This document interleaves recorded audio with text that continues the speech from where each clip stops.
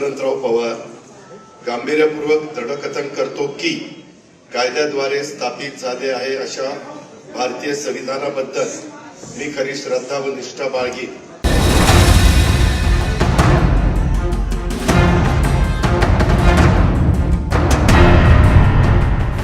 महाराष्ट्र की राजनीति में बड़ा उलटफेर देखने को मिला और अजीत पवार ने बड़ा खेल कर दिया है। जी हां, एनसीपी नेता अजीत पवार अब शिंदे सरकार में शामिल हो गए हैं। उन्हें शिंदे सरकार में डिप्टी सीएम बनाया गया है। इसके अलावा पार्टी के 18 विधायक भी उनके साथ हैं, जिनमें से 9 को मंत्री पद की शपथ दिलाई गई है। इसके बाद अब शिवसेना उद्धव ठाकरे गुट की भी परेशानियां बढ़ गई हैं और इसीलिए संजय राउत का इस पूरे मामले में पहला बयान आया है। जी हां, महाराष्ट्र के इस बड़े राजनीतिक घटनाक्रम पर संजय राउत ने ट्वीट किया है और उन्होंने तीखा तंज कसा है। आपको बता दें कि संजय राउत ने अपना ट्वीट मराठी भाषा में लिखा है और उन्होंने कहा है, बीजेपी जिन लोगों को जेल भेजने की सोच रही थी, अब वो लोग मिनिस्टर पद की शपथ ले रहे हैं। तो इससे आप समझ सकते हैं कि किस तरीके से संजय राउत ने तीखी प्रतिक्रिया दी है और उन्होंने कहा है कि जिन लोगों को जेल में होना चाहिए अब वो मंत्री बन रहे हैं। आपको बता दें कि एकनाथ शिंदे ने जब इसी तरीके से बगावत की थी और उन्होंने शिवसेना तोड़ी थी तो उस वक्त भी संजय राउत के तमाम बयान आए थे। फिलहाल अब महाराष्ट्र की राजनीति में एक बार फिर से बड़ा उलटफेर हुआ है और अजीत पवार ने एनसीपी को तोड़कर शिंदे सरकार में अपनी जगह बना ली है और उन्हें डिप्टी सीएम बनाया गया है। फिलहाल सुनिए एकनाथ शिंदे की सरकार में शामिल होने के बाद एनसीपी नेता अजीत पवार ने क्या कुछ कहा है और संजय राउत की प्रतिक्रिया पर आपका क्या कुछ कहना है। अपनी राय कमेंट कर में जरूर बताएं।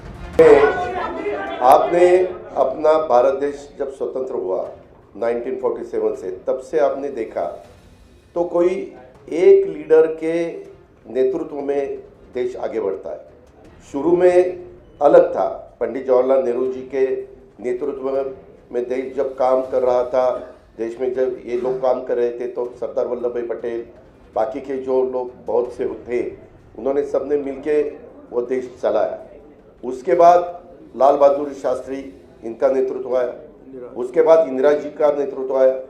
इमरजेंसी के वक्त इंदिरा जी को अपने देश के लोगों ने थोड़ा सा बाहर उनको हरा दिया था, वो खुद भी हार गई थी। लेकिन उसके बाद वापिस जो लोग इकट्ठा हुए अलग अलग पार्टियों के, जिसको हम खिचड़ी बोलते हैं, वैसा हुआ। वो गवर्नमेंट ज़्यादा चला नहीं, 2.5 साल के अंदर ही चुनाव हुए। वापिस इंदिरा जी का नेतृत्व में उनका करिश्मा था, उनके नेतृत्व में ही सरकार आई।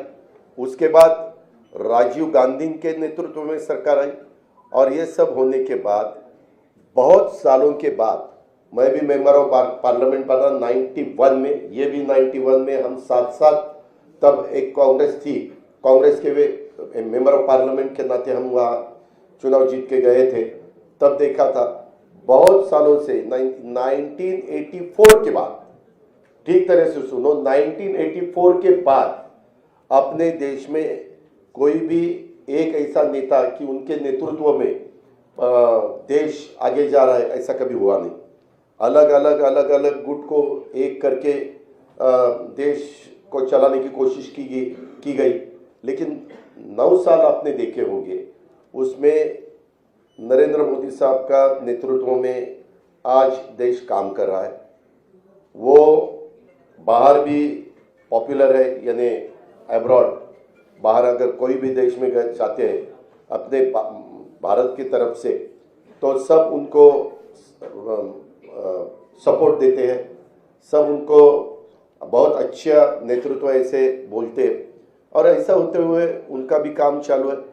और ये काम करते वक्त आपने भी देखा वंदे भारत ट्रेन हो या अलग अलग बहुत से कुछ रोड्स हो, नेशनल हाईवे के जो कुछ काम हुआ है या 9-10 साल में, वह जो अगर आपने देखा बाकी की डेवलपमेंट के बारे में, ऐसे सब ठीक तरह से चालू है। और सामने वाले विरोधक वो खुद का खाली अपना अपना स्टेट का देखते हैं, अपने अपने स्टेट का देते हैं।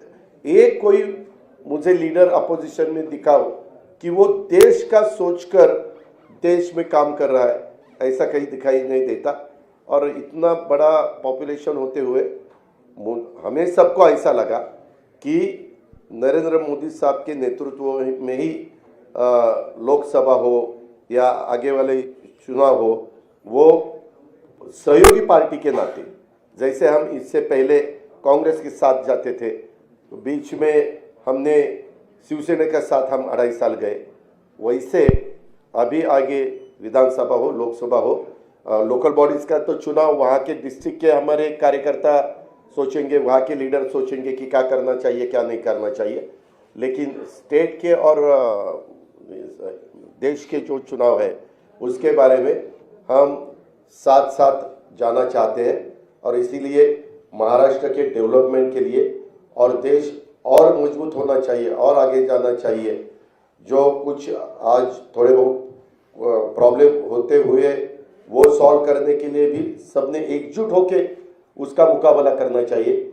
इसी माध्यम से हमने सबने मिलके ये डिसीजन लिया है, पार्टी के नाते हमने ये डिसीजन लिया है, और ये होते हुए पूरे विधायक हमारे साथ है, मेंबर ऑफ पार्लियामेंट हमारे साथ है, बाकी के पार्टी के वर्कर हमारे साथ है।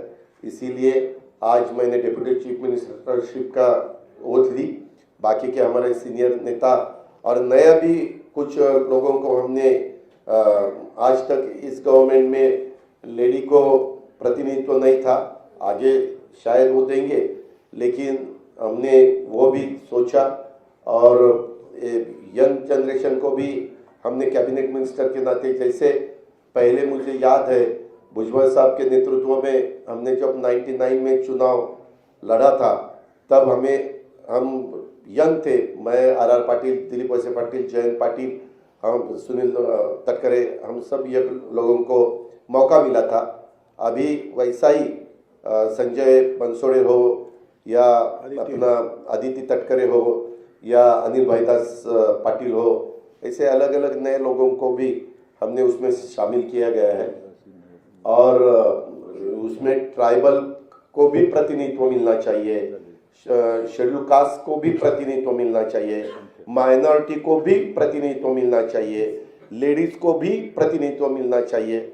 ऐसा सब सोचकर और ओबीसी को भी प्रतिनिधित्व ज्यादा मिलना चाहिए, ऐसा सब सोचकर हमने ये मिनिस्ट्री में मौका दिया है। और आगे भी जो हम जब बात सीएम साहब के साथ करेंगे, बाकी डीसीएम साहब साथ के करेंगे, बैठेंगे, तो बाकी के भी लोगों को और मौका देने की हमारी कोशिश रहेगी।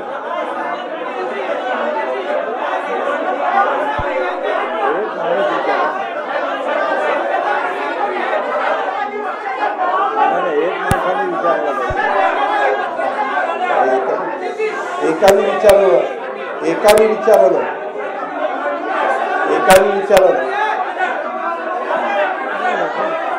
तो मग तुम्ही एकाने विचारा, मी विनंती करतो, मैंने जो कुछ कहा है वो सबके आपके सामने रखा है।